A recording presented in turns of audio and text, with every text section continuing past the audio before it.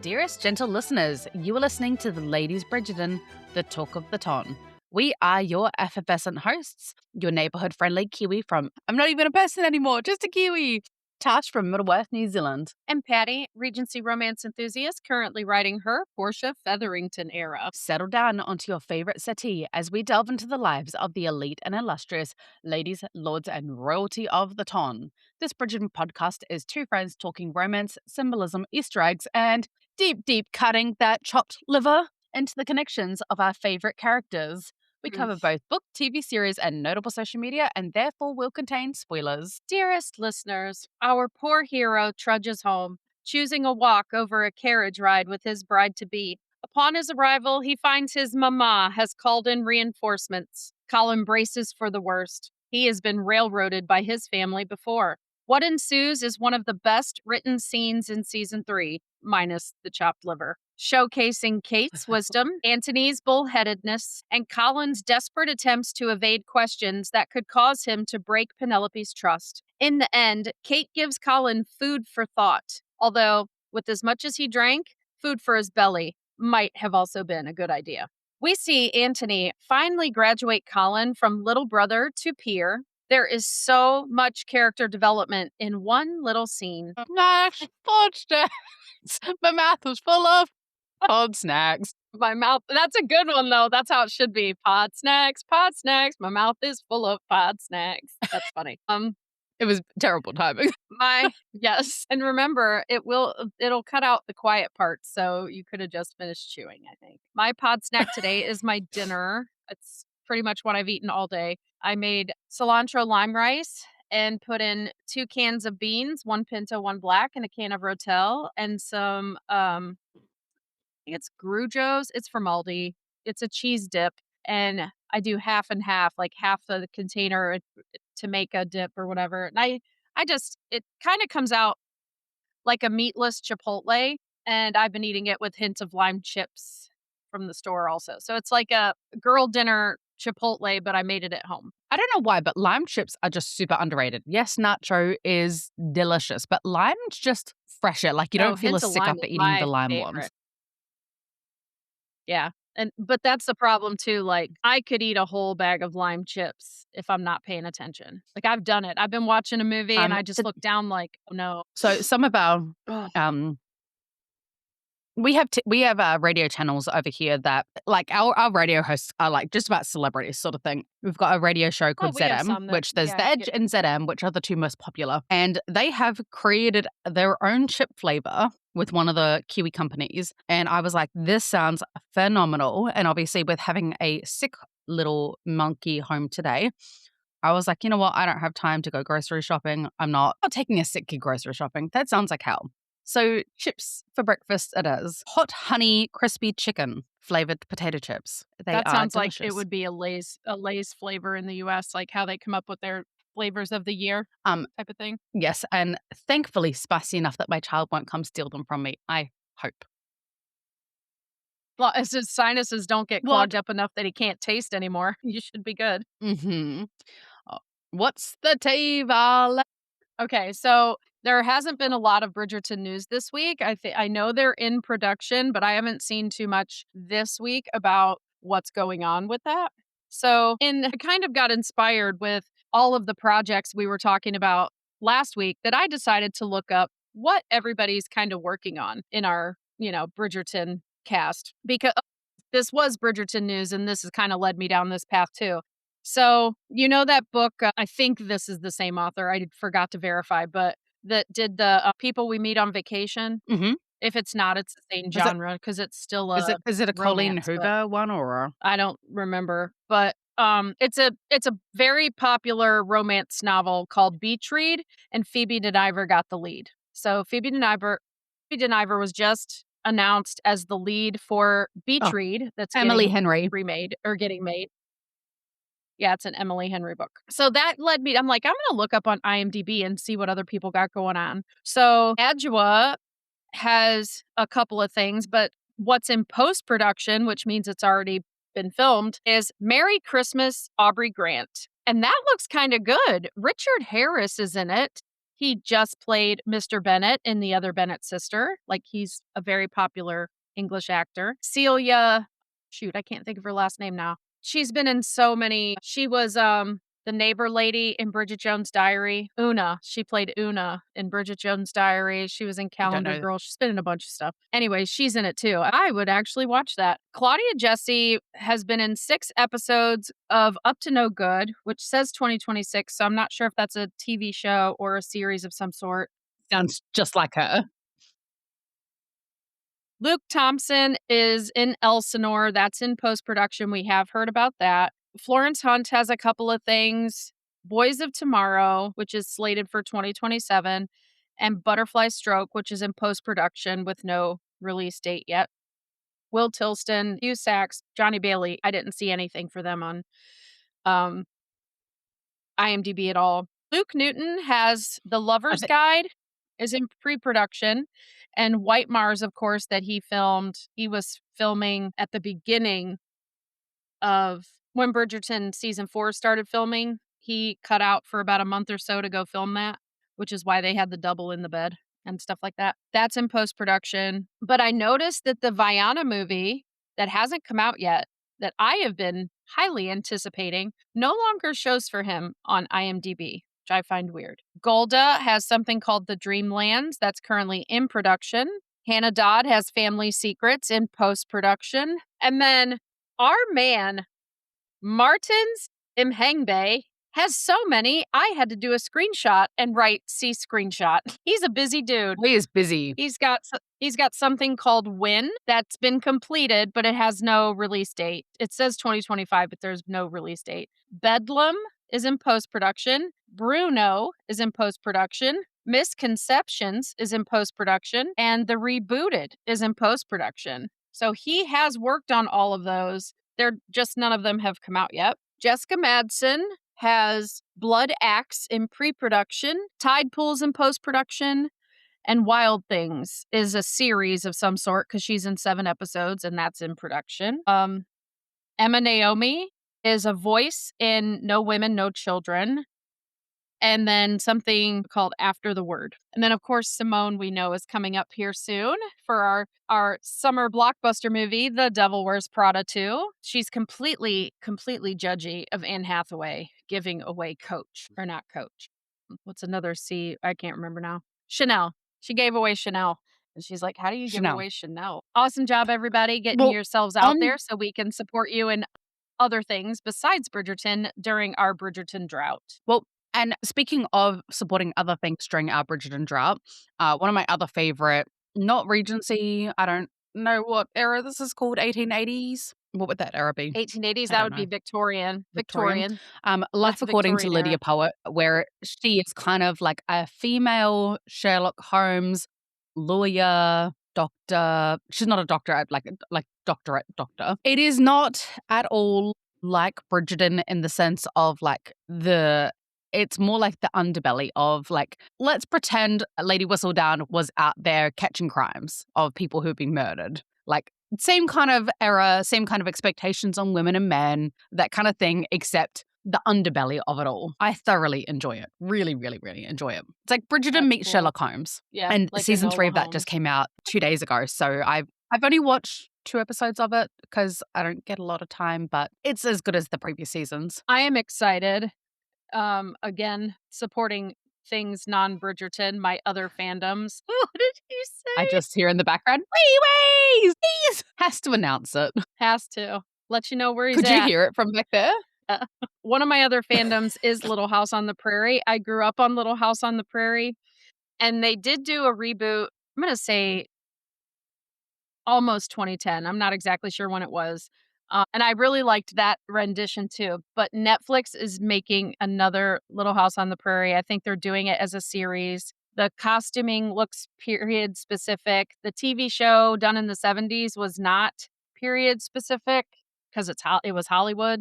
And they had to wear lighter clothing because they were filming in the Simi Valley of California and it was hot AF. So they couldn't necessarily wear the layers, the corsets and everything. Like even women on the prairie in Victorian times wore corsets. So I'm pretty excited to see how this plays out. And that comes to Netflix in July. So I can't wait. But that's all I have for. Speaking of other TV series that are getting us through, No, go ahead. this drought, not related even in the slightest, but for anyone who grew up in the late 90s, early noughties, we're back in the golden age of TV, where both Malcolm in the Middle and Scrubs have come out with new seasons like 20 years after they finished production. And yes, I do make sounds when I lift people up, get up off the couch, do anything basically.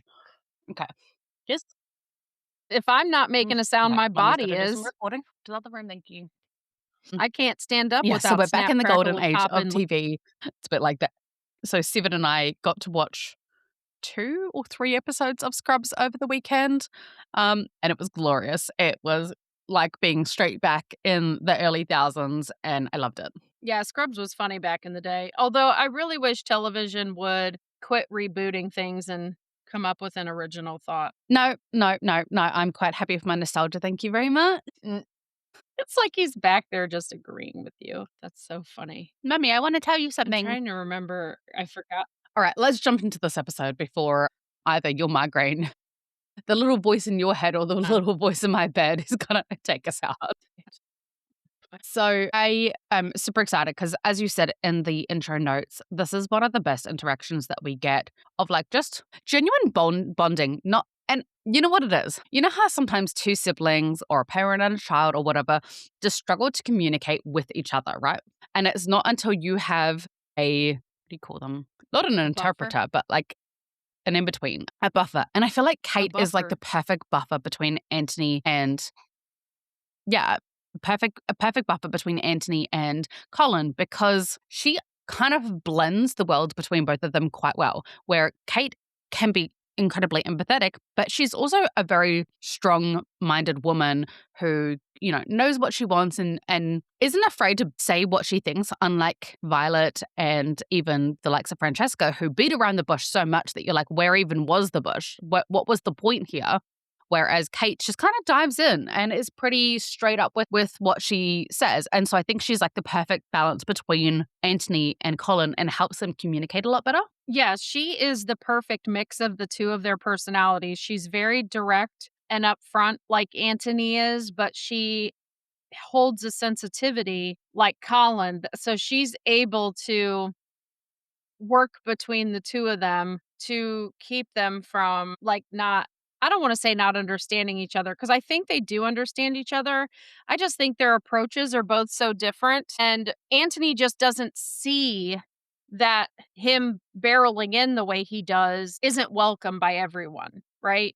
Like the younger kids that were super young needed him to do that, needed him to take over and be the dad. But Benedict, Lynn, Daphne, they really didn't. They were old enough that, well, and Daphne, as young as she was still the firstborn daughter, that they needed a different Antony. And I think Kate helps him be that Antony in this situation because he really just sits back after a bit and just lets her take over. He realizes she's getting somewhere where he isn't. Well, and it really just shows how much they have I kinda grown said as a this couple and how they're going to be able to handle things as a couple. I kind of say this to my dad quite often, and it's that, especially for toddlers, and not that I'm calling Anthony a toddler, but sometimes he's got the emotional regulation of a toddler. That like But Really for does. children, it's kind of all or nothing. Like the rules are like with children, like, especially with Ezra, a rule is a rule, and there's no gray area of that rule, with the exception of semantics. That's a whole other ballgame. But for Anthony, he had to be the dad to the siblings. So he does not know how to switch it off when, with his older siblings, where he's grown up with them as a brother, and then the younger siblings, where he now has to take on this fatherly role. He doesn't know how. Anthony is 100% an all or nothing kind of a man. And so he takes on that very paternal, domineering role with his older siblings as well. And it doesn't always go over so well. And I feel like Kate softens him dramatically to remember. It never goes over well. Even with if you were Colin. biologically his dad, which not physically possible. No, but I think she teaches him that you can just be his brother. You don't have to tell him what to do. You don't have to be the boss here. You just need to be his brother. Yeah. Yeah, she tries to slow him down a little bit and he realizes she's getting more accomplished than he was, so he kind of sits back and lets her go and just watches.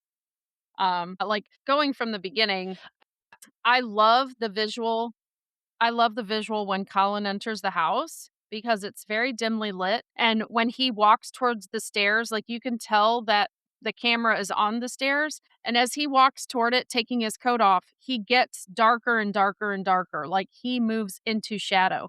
And I think that is a metaphor for what he's going through because he's in the dark. He doesn't know how this is going to play out. He doesn't know what the future looks like. Colin always has a plan. He's crafty Colin, and here he has no idea what to do. He is completely in the dark about, if he should keep Penn secret, although he is, how it's going to affect him and his family, how it's going to affect them in their marriage.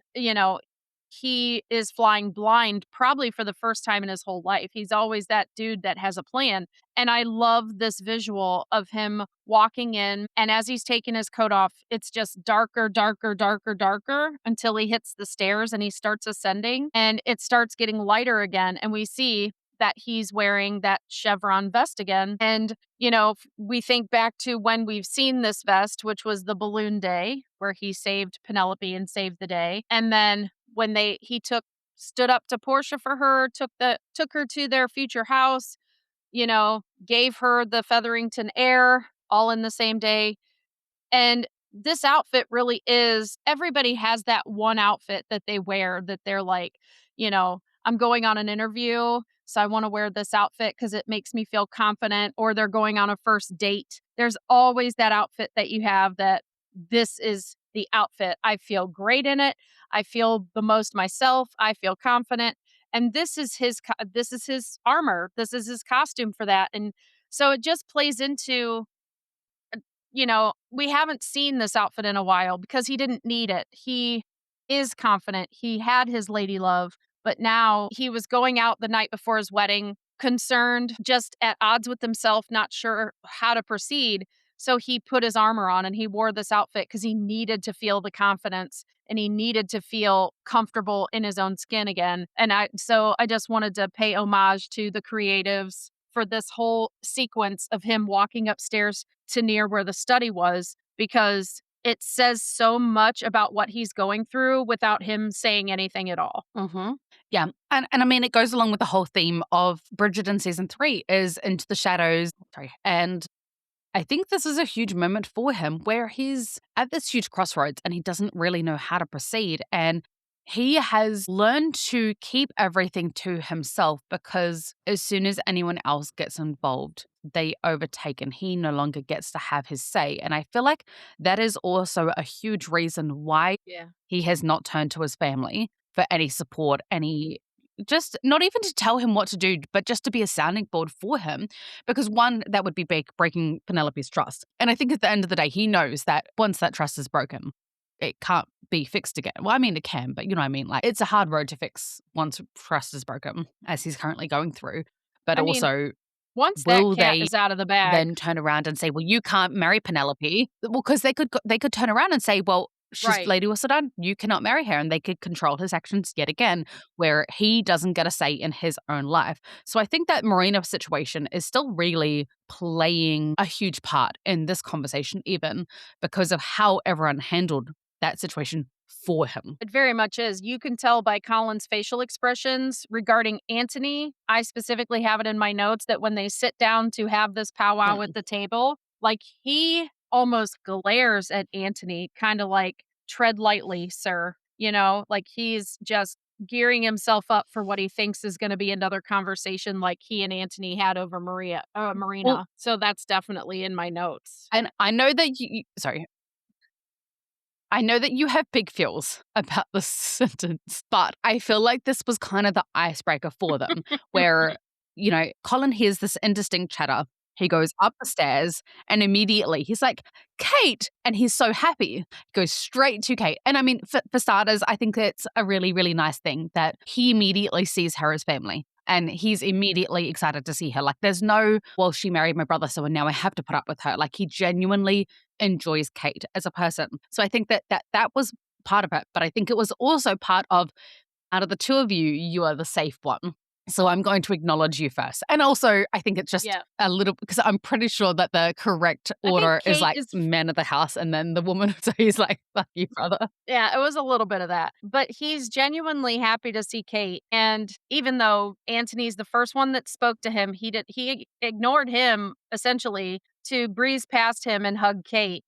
And then Antony says the line that I can't stand, which is, "What am I, chopped liver?" Because that vernacular did not come out into the English language until the 1950s. To the 1940s, 50s. He could have said anything. He could have said 40s or 50s. Yeah, he could have said, "Brother, am I invisible?" Right? Like, he could have said anything else, but, I mean, we just play around like, okay, this is why Antony keeps popping in and out because he's a doctor. He's the current doctor. He's gotta go get in his booth and go somewhere else and timey-wimey, figure stuff out. wibbly-wobbly. But you know what? But you can even see, like, he's so excited to see Can Kate. you imagine Jonathan Bailey as the new doctor? Yes, I can. I think he'd make a great doctor. Imagine it with me. Imagine it just swapping between the Bridgerton brothers. Well, that would be funny. What I was going to say was it would be, but what am I chopped liver felt like he was kind of like Nicola putting could his come hands back as Joy. Nicola could come back as Joy and be his little assistant person, like how River Song and whatever is an assistant to the doctor. The what am I chopped liver part felt sort of like Antony was putting his hands up and waving a green flag, like I come in peace. Like he's not there to argue with his brother. He's like, hey, I'm here. I'm going to support you. And I feel like that was just kind of like the little icebreaker that Colin needed to say, like, I'm not here to control your life. I'm just here to listen. No, because Colin's face, when he turns, he is like, he placates Antony and gives him a hug, but his face says it all. He's like, yeah, I know you're here. I think what am I chopped liver is Antony realizing that he married somebody far better than him and his family loves them so much that his light has dimmed a little bit since Kate is now part of the family. Like, I mean, you only have one sibling, but I have multiple siblings, and it has been the case where your sibling or a cousin or a friend marries somebody and it's like, you know what? I kind of like this person more than I like you. Like, they're super cool. How did you get them? And I kind of feel like that vibe is going on here. Yes. Like, Colin is like, the best part of having Antony as a brother is I get to have Kate as a sister-in-law. No, I know you say I only have one brother, but I absolutely loved my brother's last girlfriend. You have a million Emily cousins. That's why I included France, other people. And we all absolutely, yeah, no. And I've got a cousin, Joel and Sarah, around the corner, and I'm actually really, really close with them. But I have always said to Joel, like, in the divorce, I take Sarah, you can get out. He's like, yeah, I'm aware. Okay, you will choose Sarah. I'm like, yeah, as long as you know. Fuck around and find out, buddy. Yeah, you just need to be aware. Like, yeah, I love you, but like, Colin finally asks, like, what they're doing there. He wasn't expecting them yet. And they informed her that Violet called them in early, which I did look up that line. It is very much a line, very much became part of English vernacular in the 1700s. So that line's fine. So I'm like, called us in early? How did they call? But there's no telephones, but it's still a thing. Like, calling into dinner, they called them in from the country or whatever. Antony, because it just felt out of place to me. Yeah, come fix your brother. And then Colin is like, she really does know everything. And Antony is like, I think out of all the older three brothers, all of their stories coming through the process, only Colin and Benedict have come to realize that Violet knows all, right? That Violet is wise and Violet has good advice. She gave some of the best advice she gave any of her children, and he still looks like, what do you mean she knows everything? Like, he just looks confused by his statement.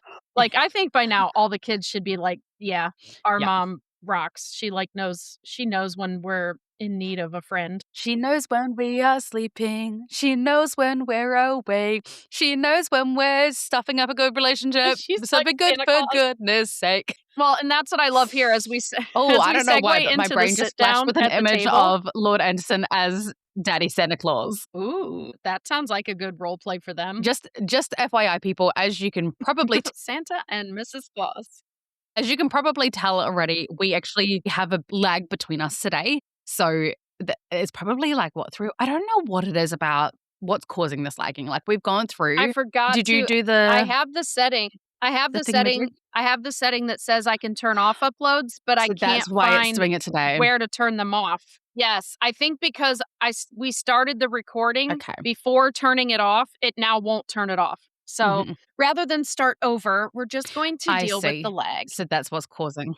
Yeah. Yeah, we have to turn it off before we hit So if we're record. both talking at We're the same time, learning we're this not intentionally platform, talking over each so other. this is something. Yeah. Yeah, this is something we know now. But as we segue into the sit down, Yeah. that's exactly the thing here. Like, Kate sits in between the two on the side where she can be a buffer. Colin looks wary. He is afraid that Anthony is going to try and take over like he did with Marina. I mean, you can see them all playing out their different roles. Like, Anthony's looking from Kate, looking to Colin, looking to Kate. Like, is somebody going to start this conversation already? Because I got 10 million things to do. Like, he looks like he's just ready to jump right in. And it's kind of like a little bit like a Chinese fire drill. Like, who's going to start, right? But you can see where everybody's coming from as they sit down, and like it's going to be this kind of conference thing. I almost felt like this was a business meeting and they were all moving to the conference table. The small talk is done, coffee is drank, it's time to go sit down at the conference table and do business. So, because Colin says she really does know everything. Anthony puts his hand on Colin's shoulder and is like, "Sit, my child. This is not optional. Like, you don't have a choice. You're going to hear advice whether you want it or not." He's like, "I was required to come in a whole day early. You're going to sit down." Correct me So if I I'm get wrong the vibe here, that but Johnny Colin Bailey again is wearing contacts. Colin, Wait. I don't know if he is or not. Because his eyes are doing like, sometimes he looks really intense, right? But I remember what it felt like to have contacts in my eyes. And like sometimes your eyes are doing a certain thing because they're tired or dry and they look really intense. But actually, it's just that your eyes are dry. And like the way he was looking at Colin then, his eyes, I'm pretty sure he's wearing contacts and not being meany, scary face. He might not be wearing contacts. He might not be wearing contacts for Bridgerton recording, but he was finishing up recording for Wicked when this was filming. So he was wearing contacts in Wicked. So his eyes just might be irritated from filming Wicked and wearing the contacts and then coming in. You know what I mean? Because he did have contacts. He wore the entire filming of Wicked. No, I'm looking at his eyes and I'm 90% certain that he is wearing contacts because when you wear contacts, you kind of open your eyes a little bit more to because you want your eyelids to be slightly above the line so you don't constantly feel them when you blink. He has his eyes and Luke quite and Luke open. all three wear glasses too. So yeah, he probably does wear contacts on a regular basis. I don't know why Bridgerton won't just give us some slutty little glasses, okay? We ride or die for those. Hey, the other Bennett sister was all about wearing glasses is going to make you unpopular and ugly, but she still got her man in the end. So give us some spectacles. Some people would have spectacles. You're not going to have nobody. There's going to be somebody with vision issues. And we have nary a spectacle. I think Lord Anderson, didn't he have some spectacles on looking at the paper before Violet showed up? But that's about it. Or am I imagining that? I feel like he did. Yeah, I'd have to go back. It's a season 4 thing, and I've only watched those episodes once. So, but I'm feeling here like Colin is perturbed. Sorry. He's perturbed. It feels to him like, oh, here we go again. Mama and Anthony trying to railroad me and take over. And you can already see, like, he's not facing the table. He's facing away, like kind of towards Kate, but really towards the wall. He is not engaged in the conversation. He is doing everything he can with his body language to try and hide, like block off so that he can feel some sort of control in the conversation because he knows his brother. And I think he knows what his brother could do. He hasn't had a conversation before with Anthony and Kate. So I think this really does help them grow as a family and help him and Anthony kind of get on a more even ground with each other. With Kate's help. Yes. Kate starts out with saying basically that you and Penelope have been good friends for years. Like, what could possibly affect that? Lost my Yeah, but words. that comes after Antony is like, not. that comes after Antony, like, leans in and goes, like, "What's going on?" And Kate puts her hand on his hand, like, "Chill out, So, dude." guys, you and Like, Penelope have "What's been up with close you for and years. Penelope?" And he's like, Let Mama take this one. yeah, He because says, "Well, Antony is yes, just but messing it up. I am no longer sure that I truly know her." I love Anthony's response though, because he's like, "What happened?" Like his whole entire face screws up as if Yeah. like little old Penelope, what could she have possibly done to create such an ire in you, brother? Like our precious little Penelope, our little pocket pen. Yeah, I love that, and I love Kate's face. For me, when he says, "I'm not sure if I truly know her anymore," Kate does this little resigned sigh and takes a pause, and I think in that moment, we know she knows Penelope's Lady Whistledown. I stand firm in believing, because I mean, look at them coming back from India, right?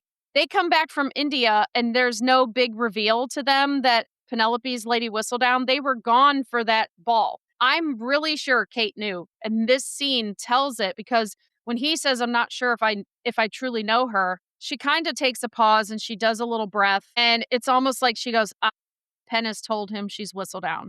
Like he finally knows, right? And then she starts out by saying, it doesn't matter what happened. We've all got secrets. We've all made a mistake or two in our lives, right? And you guys have known each other for a long time. Does what she's done negate all, like, everything you felt for her all this time? And he just shakes his head, and she's like, "So don't let one mistake." She goes from making it vague to now she says, "Don't let one mistake define your entire relationship." And she has to know that Penn is Whistledown to say it's been one mistake, right? What else could it possibly be? Because Like she said, he everyone has is the made one that one or two interrupted her mistakes. proposal from Debling. Yeah, that's the vague part. But then the second line, she says, "Don't let one mistake define your entire relationship." And I love here, for those of us who believe that Colin has loved her the entire time, Kate doesn't play around. Kate isn't like, "You fell in love with her 3 weeks ago. What are you doing?" Kate says, "You have been close for years. Is this something that negates how you feel about her?" Like, no, you and your entire relationship. She doesn't talk about them in a friendship now, Well, and relationship kind of thing. To her, it's always been a relationship, to Kate. yeah, and I feel like she's also kind of putting into perspective for Colin. You guys have had an entire lifetime of building up to what you are now. What could possibly ever negate that? Because realistically, short of her like out there doing the sideways hula hooping with Lord Lord Great Orc, Lord Orky. Lord Debling. She's got to be known as Lord Orky now. Like she's not out Lord here cheating Aki. on him. Lord Orky. Yeah. No, for sure. Like there's almost nothing that should dismantle what they have created. And I love that Kate acknowledges that this has been a thing for a long time. This negates he fell in love with her when they first kissed, whatever. Kate has been watching this now for 2 years, right? So this is he's definitely had feelings for a lot longer, and she's acknowledging that he and Penn had a relationship, although they weren't telling each other that. The whole freaking world could see it, which Yeah, but this has hopefully that been also years in the gives making. Colin a little bit of perspective. Yeah.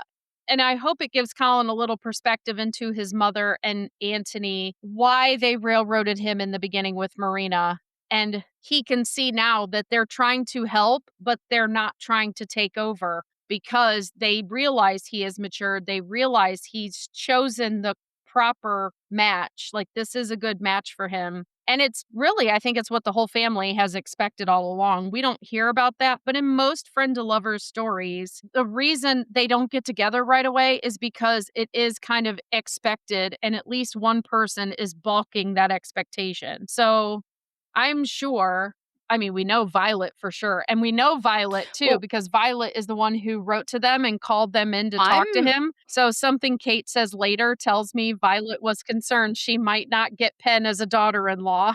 I'm Like, I don't very think curious Violet's because doing this as you for her just own brought up with child. Marina I and think how they she's dealt doing with this to Marina make versus sure how she that gets Penn. yes. But as I was saying before, is it's very interesting the way that they are dealing with this versus how they dealt with Marina. And that is to kind of tell us, audience, that the family all know that it's right now, and that is why they are dealing with it very differently to how they dealt with Marina.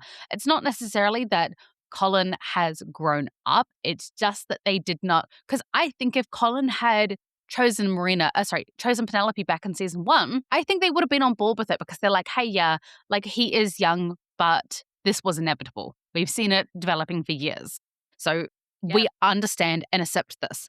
But because it was with the wrong person, and they could probably tell the manipulations that were going on, especially from that dinner with the Featheringtons, where they knew that she was not being authentic with their brother slash son, the difference of how they are now treating this relationship with Penelope. But what I'm curious about, because they've set up this whole how they treat someone entering into the family who's not right, Edwina, the prince, Mhm.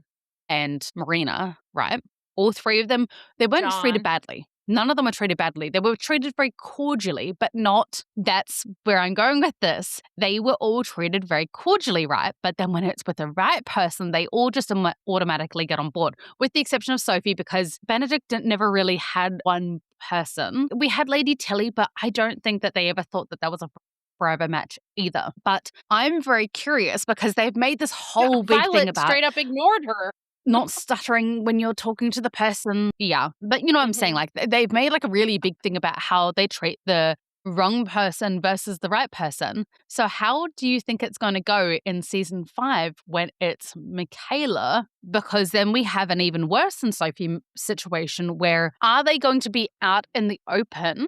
Are they going to make it, like, they're going to bend history in the way that it was to make them be out in the open and live freely? Or is it going to be like a little bit like Sophie, where they've got to make up lies, or whether they've got to get the Queen's permission? I don't really know. I'm not even going to try to guess at it. But what I'm curious about is the initial response that's going to be from the family Or is it based gonna be a on whistle down how they've situation responded very where clearly between John. yeah, where the Oh, you've just made a really good point. You're frozen, but I'll let you make your point. I stopped my point because you were still talking at this stupid yeah. I think we're freezing a little bit too. But is it gonna be a whistle down situation where the whole family plays A lot along like actually. they are living together, sharing the title somehow because it's Scotland? So, Like she chooses to live with her and they live as curiously, companions instead of being out like getting married. well, 2 points, right? Lord Dundas came in and tested Francesca for any possible pregnancy, right? To confirm. And then he said, the Lords Yep. now need to go find the next of kin who would be then taking over that role. Now, I don't know whether the way that they were insinuating it is, we need to go find a new man who's going to take over this role, not Michaela, because she was Mhm. right there. She could have just been like, hey, yep, in Scottish law, it comes to me, right? But they were making out like they need to go find a new man. If she was pregnant with a man, with a male child, it would then go on to Francesca. So I don't think that they're going to play out that Mhm. Michaela gets the title at all. I don't know. I digress on that one. I really don't know how they're going to play it out. But the point that I was going to make there is, I'm very curious as to what Lady Whistledown is going to say on all of this, because we suspect that it's Hyacinth, correct? Is she going to out her own sister and then have some Oh, if it's very severe anyone consequences no, in if it's her anyone own in the season Bridgerton for doing so? family, yeah. If it's anybody But in the if everyone's Bridgerton talking house, about they are it, not going to put that out there. but Well, the she's very I think young. if it is Hyacinth, I think she would do exactly like Penn did when Penn talked about her own family. Like, she talked about what other people were talking about, but she never really like, she still did everything she could to protect her family from true ruin unless it unless she had to protect the Bridgertons. But she never spoke about any Bridgerton scandals in a way that made it a Bridgerton scandal, right? Like she was always protecting the Bridgertons, but Oh, the Bridgertons didn't realize that because they just saw their name in print after a crisis. So, let me just. She was. Not that this is really Bridgerton news or anything, but there was a TikToker who or a crafter, I don't know, but she rebinds books, right? And she rebound and made a whole new cover art for when she was oh yeah. Wicked. So let's see if I can find it on TikTok. It came up on me. Here is Here the for you. witchy fic bindery. Witchy fic bindery. Where is... She just posted it like yesterday, and now I can't even find it. God dang it. Anyway, I will grab a photo of it and add it. It's absolutely beautiful. My only caveat is they have Francesca in the role of kind of grabbing onto Michaela's chin and pulling her in for a kiss, but it's kind of the opposite in the books. So I would have just reversed their roles within that, but otherwise the rebound? The fan art version is spectacular. I'll see if I can, if this, I don't know why it's not. Can you get your head out of the way? I hate when people like voice over like an image or something, but it's then witchy fic. Maybe it was on Insta. Gee. It was on Insta. Okay. Let me send this to you. So then sliding back to the story at hand. So yeah, I think I just Kate sent it to knows you. about Whistledown. And I think that, at that point, oh, that is cute. At that point, Anthony says, all scrunched up, what happened? Like he's completely confused. And Kate just side eyes him, like, why do you have to be so pushy? Do you see the And eyes Colin, that of course, Kate, huffs and looks away because he doesn't. the eyes that Kate gives him is like, Yeah. She's just like, why? I Why are wasn't saying you to you to like? say, And I it was saying totally Kate. plays into Yeah. her line So, later. how do you like this? Yeah, when she says, You're being wearisome tonight." Yeah, like, "Why are you like this?" But Colin looks away and he huffs because he is not gonna give up anything. He cannot tell them what he's worried about without saying that Penelope's Whistledown. And you can tell that he's really frustrated with how Antony is treating everything. But Kate saves the moment with her line, "It doesn't matter. Every one of us has secrets, made one or two mistakes in our lives." And at this point, Antony just sits back and lets her go because she's reaching Colin and he can tell that her approach is working. So he just lets her continue. And you just see, like, she's saying all this stuff and Colin is hanging on her every word. He wants hope. He wants to marry this woman. He loves this woman. He wants to know everything's going to be okay. And Kate doesn't say everything's going to be okay, but she still says, this doesn't change what you guys have, which I think is what he needed to hear. Well, I think from Colin's perspective, he's like, well, if this woman can survive my brother and turn him into this lovesick creature, then clearly she's got some magic touch and I need to learn from her. I just think she's saying exactly what he has been wanting to hear. Like, she may have made a mistake, which I don't necessarily think Whistledown is a mistake, but she may have done something that is out of character for her. But we all do things out of character for us, but that doesn't change who we are fundamentally, right? So all of these I years think he's the known mistake Penn, being that that consistency she is kept it who from Penn is. Colin. Yes, I think that's the mistake. I think the sure. biggest mistake that she made I think was when he came to call on her after getting engaged, she should have said, before writing the Lady Whistledown article, outing this engagement to the entire ton, because by that point, the second you tell the ton, it is a done deal and he has no out. She should have not written that for a day afterwards and given him that, I know that you proposed to me, but before I accept this truly, I need you to know all of the facts. Is realistically how it should have played out. I think it should have been that night.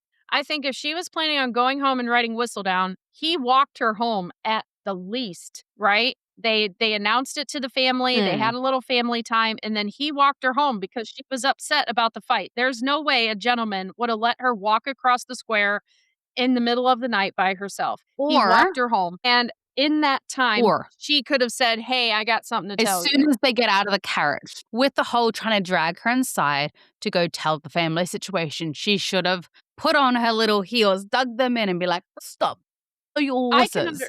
I got something to tell you." I can understand why she didn't then, because she was kind of dissociating at that point in time because this seemed surreal. This was every dream she'd ever had come true, and she needed to pinch herself. I think she thought she was dreaming. I think for a period of time, she thought she was dreaming, and I can see her not saying it then, like, she just couldn't believe what was happening to her. But after the fact, walking her back home, yeah, she should have been like, hey, we need to talk about something, right? And maybe she did say that. Maybe she said, hey, Yeah. I need to tell you something, but it's late. Call upon me tomorrow. Yeah. And then Kate says my favorite line that if I ever get married again, these are going to be in my vows. And that is, marriage is hard work, but it is work that is worth it. I love that line. And I love, like, and then of course, Antony is And like, I love our marriage is isn't not hard work. It's like, maybe not for you, buddy. I know. I was like, that totally says who got the better end of the deal. I just adore that. He gets the easy marriage. Yeah, I absolutely love her. Like, he's trying to be like, it's not hard work, darling. I love you. And she's like, you are wearisome. Yeah.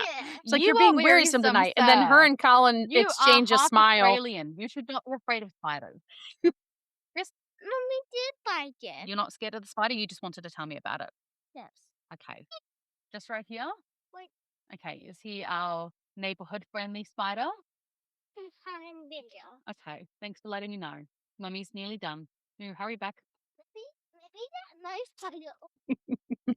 It's a nice spider. Okay, I'm back. Well, I mean, it's New Zealand. It's a nice spider, right? It's not Aussie. Nice spider. It's not Aussie. It's not a mean spider. Tail. It's got a tail? But does it have a white tail? Tail. Can you go have a look at it? Tell me if it's got a white spot on its bottom.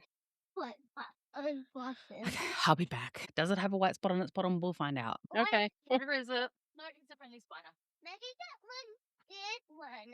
Maybe that one did one. Yeah. Maybe he did one.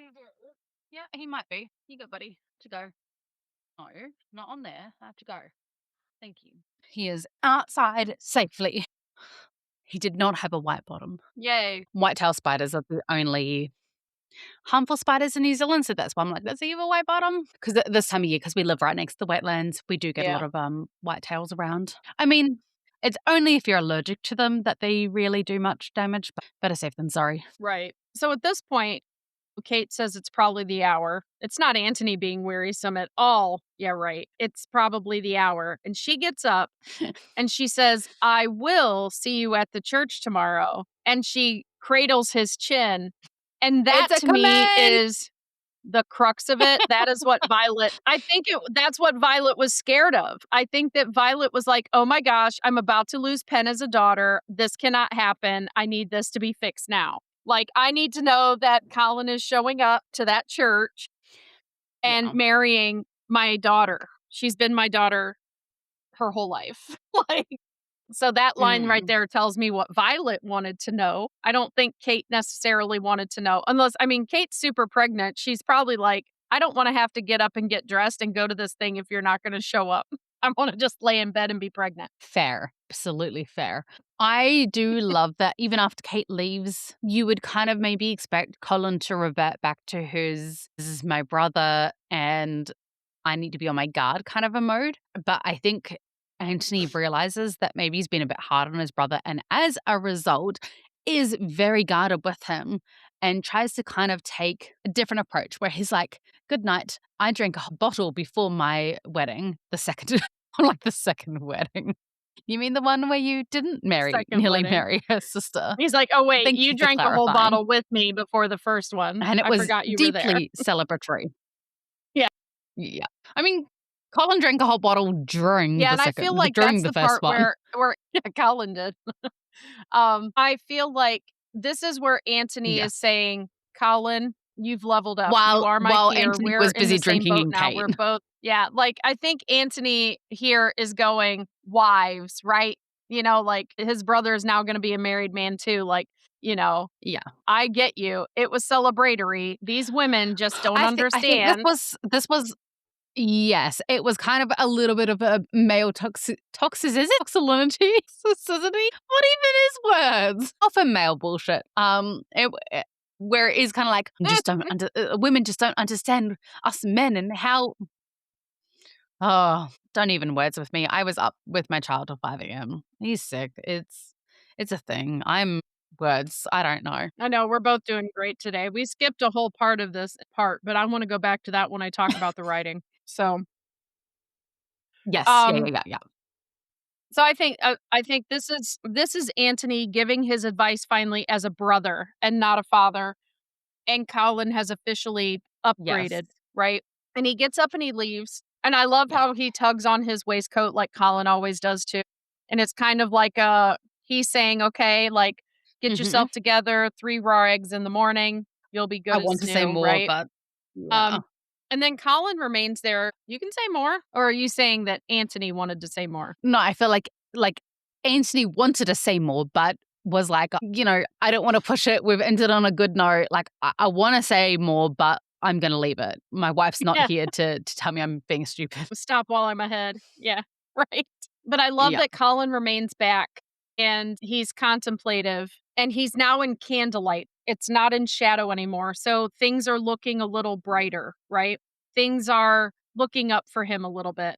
But I also think like as we go back when I talk about the writing of this scene aside from the one sentence and how well it was written, I think Colin got the message from Kate about drinking too much. And I think because from this point on through the rest of this season, we do not see Colin drink another drink. He holds one at Fran's wedding, but he never takes a sip Mhm. of it. And even in season 4, if Benedict showed up for day drinking, like remember he and Anthony and Benedict went to White's and were having a tipple in the middle of the day, when he shows up to get to talk to Colin, they're having a cheese party.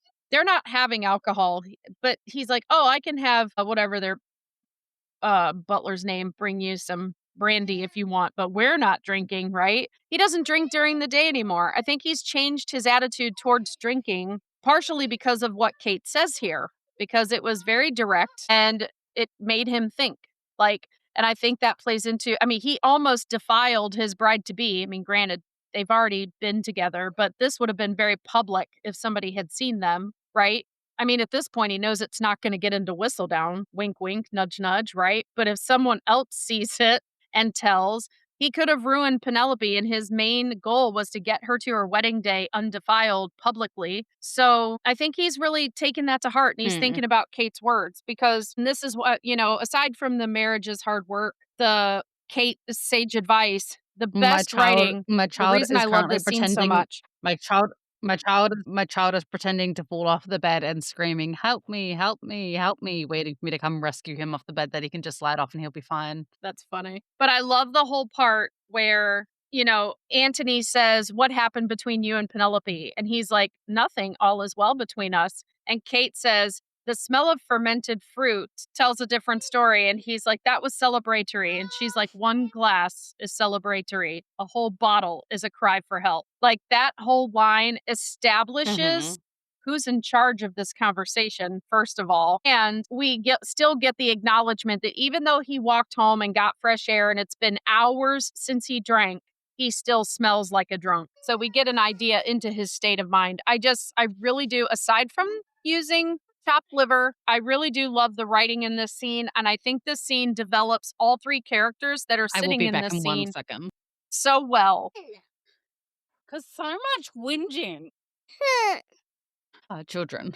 So before Sick we finish this children. episode off, what I kind of wanted to talk about was the difference between, yeah, um, was the difference between season 3 Kate and season 4 Kate and how they kind of gave the role of season 3 Kate to Penelope in season 4. So in this season, we see Kate on multiple occasions giving really amazing life advice to both Eloise and Colin, right? In season 4, that role very much got put down to her being the arm candy / mother of Antony's children and just kind of being a supporting background role rather than actually any role of substance. And that role kind of got given over to Penelope, where Colin got no support. I mean, we got to see him give Will and inadvertently, not Will, But- Gregory, and inadvertently Benedict advice. But the role of advisory got to see really in went this to scene Penelope, who was also helping Francesca work her way. But in this scene also, we've been joking about how Antony is Antony's old self. He's bullheaded and he barrels in like a bull in a china shop when it comes to needing finesse. He just doesn't have it. Antony's character arc, he's not changed all that much. He just has to start recognizing his younger siblings as adults. Well, you know what But we see Kate's evolution here now that she is a wife You know what and I think it mother, or is? soon to be mother. And I think they gave that to Penelope in season 4 because we needed to see her development as a wife and mother as well. You know what I think the difference is of season 4? Benedict has always been incredibly reckless, and that's not necessarily a bad thing. Like, he's been very free-spirited, shall I say. And that free spirit has always kind of been tolerated as the second son. It's kind of expected for second sons to kind of philander because they don't actually have any real responsibility. But the difference being in season 4 is now Anthony, Except wait around for their older his sibling to child, die. is now the heir. And he's like, whatever mess I leave, well, now I have a child. And when you become a parent, like, you go into that, like, overprotect. Okay, come here. Is mummy protective of you? Is mummy a mama bear? A fierce mama bear? Will she tear apart any enemies that come in your way? Vanquish your enemies. How about we vanquish those bangs, hey? He's giving me some looks. I think we need a bit of a haircut, sir. No. Yeah. You're buzzing this way. It's the you're taking mummy away from me looks. Ready? 3, 2, Mm-hmm. 1. Stop it. Stop it! Stop interrupting me! Mummy's nearly done. Nearly done. And then we can go to the pro shop. This? Ask Daddy. It's a daddy thing. Off with ya. I think that once you become a parent, you go into like this fierce overprotective mode. And especially in those first few years where you are just exhausted. And granted, they probably have night nurses and nursemaids and helpers and cleaners, and they don't have to do all the things that we have to do. Like, I understand that, but your hormones are still quite heightened. And so I think that now that he has the child that's going to be the heir to this, he's like, I don't want to leave a big mess. And Benedict's actions here could have consequences, not just for Antony's younger siblings, that he has to still go through the marriage mart. It could potentially affect both Gregory and Hyacinth, and I'm pretty sure Eloise would be happy for the family name to be ruined, to be fair, but like for everyone else, it's going to have consequences. Who else is it going to have consequences for? The next Lord of Bridgerton House, if their family name is tarnished beyond repair. So I think that that's part of why he kind of reverts back to being season 1/2 Antony. Especially in season 4, yeah. But I think in this moment, it's just that's what I'm talking about. In Antony season doesn't 4, know like how to be anything other than no. a lord. But I was talking about this. Yeah, but I was talking about specifically where he like yells at Benedict, basically, how dare you draw a maid through my lunches? Like, he is pissed. Yeah. Yeah. So I am a little bit sad, and I'm actually very curious as to whether season 5 is going to then swap over to, because keep in mind that Nicola Coughlan is a fan favorite of the producers and everything. Obviously, Penelope Featherington is a fan favorite of all the fans out there. So, like, she's both beloved by the producing team and the fans. So I'm not sure if she's going to get the same treatment as Kate, because obviously Kate has had some not very fair treatment. When I say Kate, I mean, obviously, Simone Ashley hasn't always been treated the way that we deem she should be. But I must say they treated her very, very well in this specific moment because, my lord, talking about Francesca, Kate in this lighting, I'm pretty sure could make anyone feel some sort of things, because that candle light on her skin tone with her eyes, like, Simone Ashley is one of the most beautiful women on this planet. And her hair. That candlelit lighting just goes with her complexion to perfection. Yes, just glistens perfectly. This is just going to turn into a We Love Kate episode. Like, her outfit, I'm like, I know, well, we do love Kate, but the dress she's wearing, to me, doesn't look like your standard at-home lounging dress. It's not even a traveling kind of dress. So I wonder if they had some sort of It's not traveling, engagement wherever they were at that they were attending. So I'm wondering if, like, part of the whole, like, hey, you kept us up late is because we were called from a soiree somewhere, right? Because as they do their lord and lady duties in other parts of the country, they would still be attending society functions in those neighborhoods. So, and Antony looks pretty dressed up too. So I really feel like Violet probably sent like Footman John or somebody, like, this is where they say they're going to be at. Go find them. And he goes to, say, Aubrey Hall or out in Devon, wherever they're at. And he tells the housekeepers, like, I need to find them tonight. And he goes to wherever they're having, because they're pretty dressed up for this being the middle of the night and they're leisurely at home. But Penn looks like a princess when she I am doesn't plan on curious, coming though, out of whether her they're room going for a to, week. So that's the Bridgerton you know, costuming do to standard. Kate as they did. Yeah, so I am very curious as to whether Sophie will be the voice of reason for season 5 or whether it will actually be Benedict, because obviously Benedict was the diamond of season 4. And obviously Benedict having the queer He really was. storyline, whether it's going to be Benedict or Sophie, who is the voice of reason of season 5. Because, I mean, has anyone ever seen Benedict as the Jess voice of Brownell- reason? No. Jess Brownell did say that they were going to film at My Cottage, that My Cottage was going to kind of be like a haven for Francesca and Eloise. So I think that explains, like, Fran is going to be there. That's how Eloise gets there. And we know from Eloise's book anyway that My Cottage is near Sir Philip's house. I can't think of the name of his estate. So they might be there when they hear about Marina's death. But the only difference is that Eloise is going to be, because you know how he writes to he writes to Eloise before and essentially proposes to her before he even knows what she looks like now. And that was part of the reason why she accepted it. Correct. Was he was not proposing to her based on her looks at all. It was purely, and he may not have even known what being a Bridgerton meant, but obviously in the books he does, because obviously he's met the Bridgertons in the books, or at least Daphne. He was married, but she to wasn't a her Bridgerton. cousin. She was a because Marina was a Bridgerton cousin. That's it. She was a Bridgerton cousin. Yeah, but yeah, But he also didn't propose. she was a Bridgerton cousin. Proposed her come out and visit with a chaperone so that they could see if they were compatible enough to marry. Her showing up without a chaperone is why they had to and get she's married. like, joke's on you. But he You're had marrying asked, me whether like, you "Hey, want it or not. do you have a chaperone? Yeah. Come out and visit me."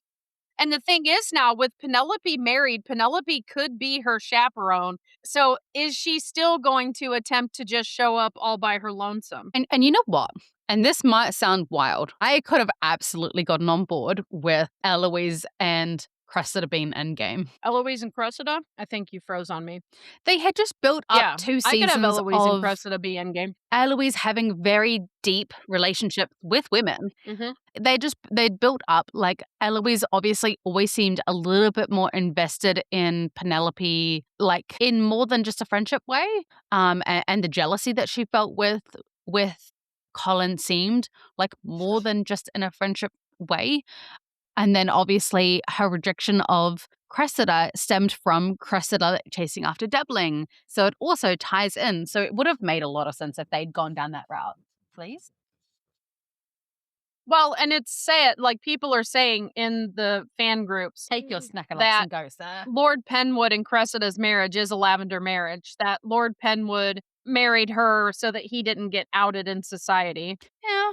And he just lets her do whatever because she's his beard. But I mean, also like to be bringing fair, up how Eloise I was don't just really care always if a it is little the too lavender attentive marriage to or- Penelope. I don't either. No. What I mean is I don't really care if it is a lavender marriage or not, because at the end of the day, it's still fulfilling her. Maybe not sexually. I don't really know what goes on behind those pink walls, pun intended. But what I mean is, he's obviously had a profound effect on her because of the way that she has come back and has softened so dramatically. You're welcome. Yeah.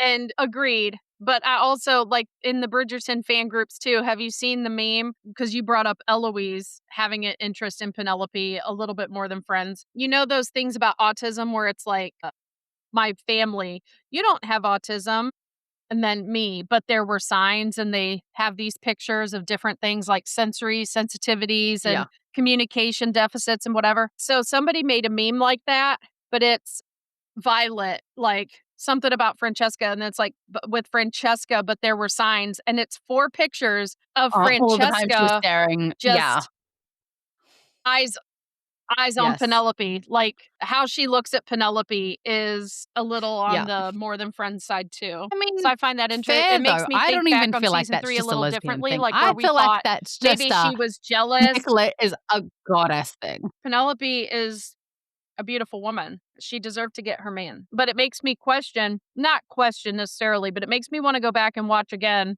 surprise, I needed a reason to go back and watch any part of season 3 again. But to really look at the situations where she does look at her like that, because where we thought it was jealousy about her getting treated well by Violet, maybe it is like more of a jealousy, like, why'd you choose him?